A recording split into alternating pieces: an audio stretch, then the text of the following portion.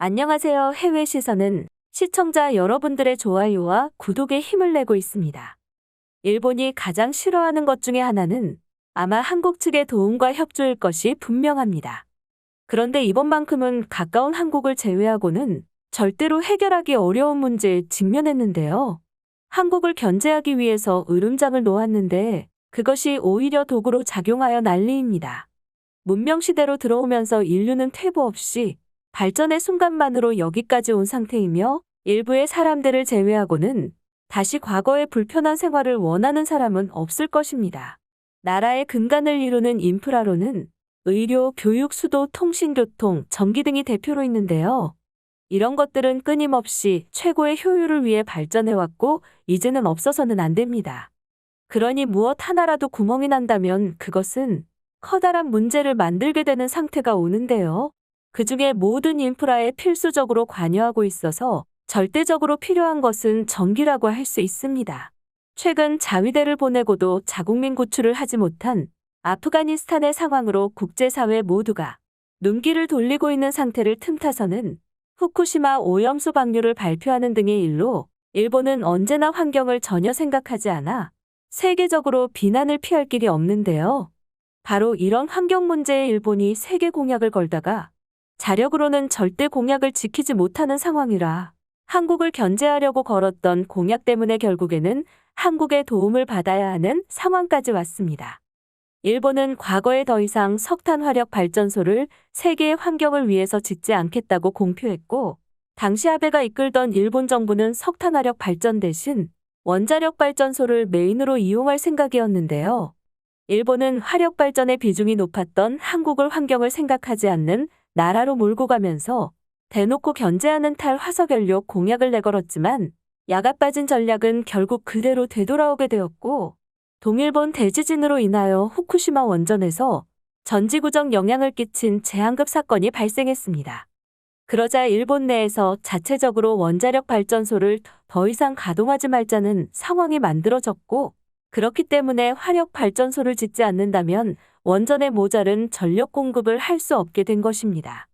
원자력이 문제가 생겼다면 다른 친환경적인 발전 방법들을 사용할 수 있었을 텐데요. 이 부분에서 고이즈미 환경상이 밀고 있었던 태양광 발전의 경우에도 문제가 생겼습니다. 7월 시즈오카현에 폭우로 산사태가 났는데 그 원인으로는 무분별하게 벌목을 진행하면서 산에 태양광 발전 패널을 설치한 것이 지목되어 친환경 발전에도 문제가 생겨버리고 말았습니다. 헌법을 수정해서라도 신규 석탄 화력 발전소를 짓지 못하게 하겠다던 일본 정부의 입장은 이러저러한 이유들이 계속해서 발생했고 일본으로서는 전기 부족에 시달릴 수 없기에 매년 번복하면서 공약을 계속 연기하게 되었고 결국 일본의 환경 파괴를 참다 못한 유엔 측에서는 구체적인 계획과 행동을 요구하며 일본을 규탄했고 그래도 일본이 석탄화력을 계속 사용할 방침이자 최근에 참다 못한 영국에서도 강력하게 경고했는데 10월 말로 예정된 기후변화 협약 총회를 앞두고 인터뷰로 일본을 향해 말하길 석탄 화력은 더 이상 경제적이지 않고 어떤 형태로든 환경오염을 낳을 거라고 지적하며 일본에 대해서는 더 강력한 제재를 할 수도 있으니 빠른 시일 내에 석탄 화력과 관련된 시설들을 언제 폐기할 것인지 알려주길 바란다고 말했습니다.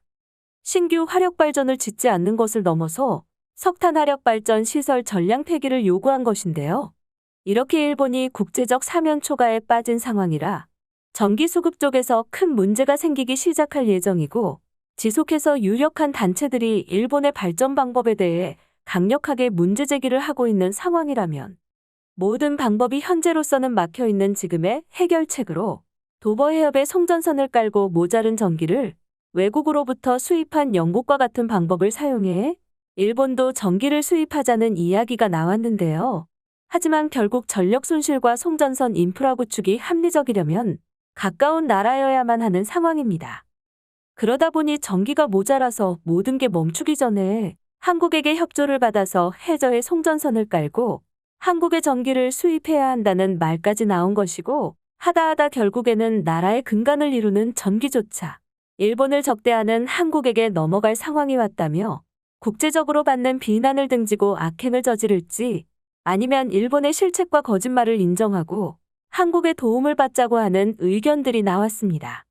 설마 전기를 수입해야 하는 날이 정말 올까? 왜 일본은 항상 미래를 대비할 수가 없는 것인지 답답해. 그리고 이번에는 정말 미국의 도움을 받을 수 없이 오로지 한국만이 일본을 도울 수 있잖아. 완전 최악의 형태로 가고 있다. 한국에게 도움을 받을 수 없다는 놈들이 많은데 정말로 전기를 수입해야 한다면 결국 한국뿐이야. 러시아, 중국, 어디가 일본을 도와줄 것이며 그러한 기술력을 가지고 있다고 생각하냐? 결국 한국 형님만이 일본을 구원할 수 있어. 한국의 도움을 받을 바에야 다시 원전을 가동시켜라. 후쿠시마의 문제는 도쿄 전력과 정부의 거짓말이지 원자력 전소의 문제는 아니었다고 생각해. 물론 일본 정부를 믿을 수 있는 건 아니지만 그래도 한국보다는 훨씬 나아. 결국 일본을 완전히 나락으로 보내는 모든 것은 아베로부터 시작이 된다는 것이 너무 명확하구나. 절대로 아베가 다시 총리가 되는 것은 막아야 해. 한국이 아베를 좋아하는 이유가 너무나 이해된다. 일본의 자동차 사업도 엄청 문제가 되고 있어.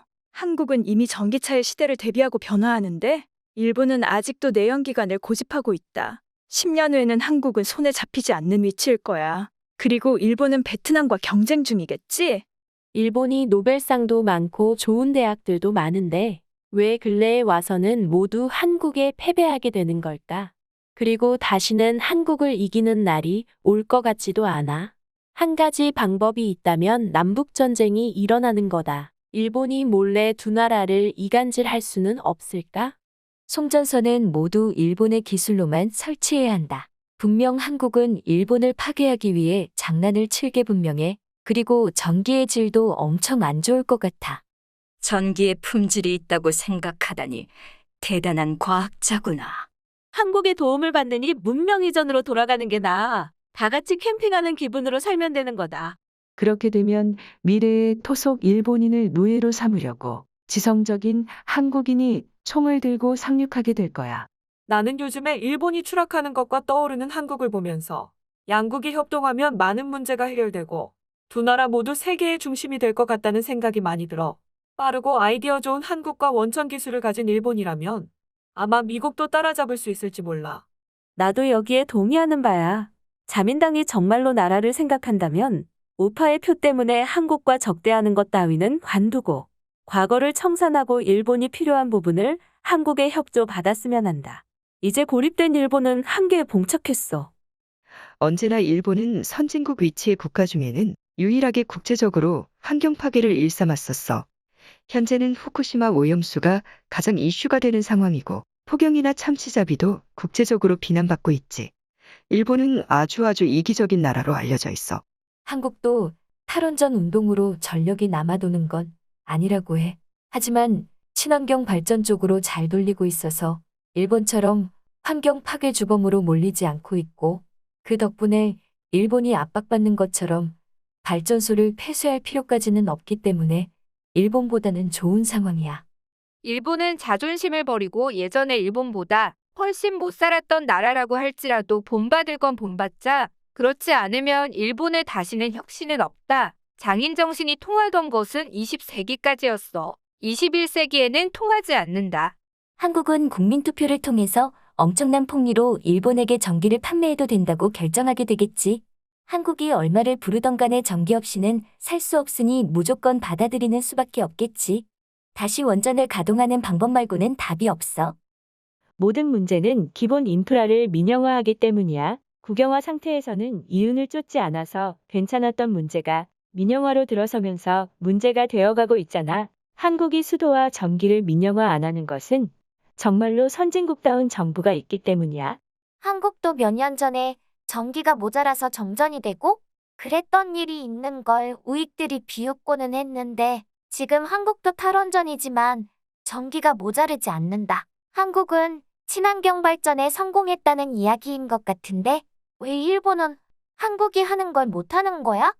결국 수도도 민영화가 되는데 일본은 완전 망하는 거나 다름이 없게 된다. 모든 수도 시설 간의 명확한 커뮤니케이션이 되지 않아서 전기 민영화 때 같은 문제가 반드시 생길 거야. 왜 한국도 일본과 다를 게 없는데 일본에게만 못 살게 구는지 이해를 할 수가 없어.